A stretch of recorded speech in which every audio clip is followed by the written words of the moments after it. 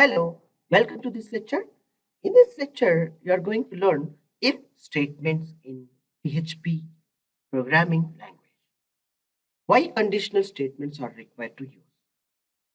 For preparing the condition, how we are going to be satisfying with the using of if, elif, and else conditional statements. See, conditional statements are used to perform different actions based on different conditions to get required output. Very often, when you are write a code, you want to perform a different actions for different conditions. You can use the conditional statements on your code. Like in PHP, we have a following conditional statements. So called it is if statement. Execute some code if one condition is true. And if else statement. If we prepared like if else statements in a code, like execute some code if condition. If it is true, then the statement will run. Or if it is false, it will be make a move to the another condition of else part. And one more statement like if, elif, and else, making more than one will use for else if. Like say the statement executes different code for like a more than two conditions. See the statement how the syntax it would be like this. Here it is showing that like if condition, if it is true, this is the will be executed. If it is false, the condition it will be executed here. If the condition even it is false, it will be goes to this else part. Or else if it is the true the condition, this part will be executed. So called it's very pretty super easy. We're going to extracting to with this example.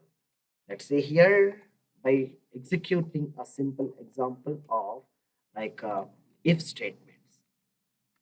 Yeah, PHP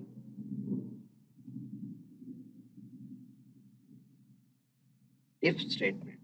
Let's see here the T is having date function I have called directly with the H means hour I'm taking from date.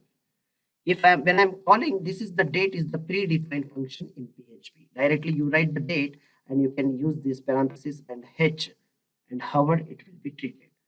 And the keyword is indicating blue color. Something is a different color rather than the variable. So called it is reserved keyword from PHP. All right. That keyword you need not to prepare for variable name like a dollar date. Strongly remember.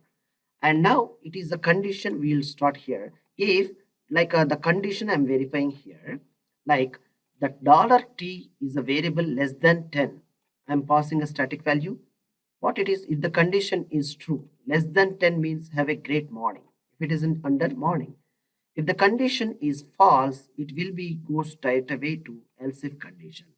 And again, it will be condition is verified with the variable is less than 20. It is a have a great day. If it is true, the condition, it will be prints on this statement.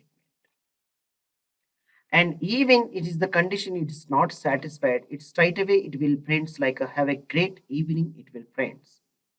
So we'll try to execute based on our system time, it will be executed. Like system time means the server time. So we'll refresh, like save the form and refresh over here. Now see, have a great day, it is printing. So called which statement it is printed? Let's see in the code. Yes. See here, have a great day means, see, it is the time is below 20. It's the 24 time frames it is taking. So it is printing about to have a great day. Means IST time, it is 9:29 p.m. only. So called it is printing like have a great day. On every hour, you can check it and you can change the constant values of static values as well to know what is how it is going to be performing your conditions based on if conditions. And also you will use here, this is the called so-called, it is an logical operator.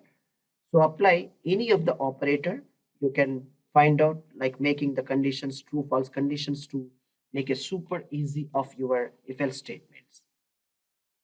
Thank you for watching this lecture. Thank you.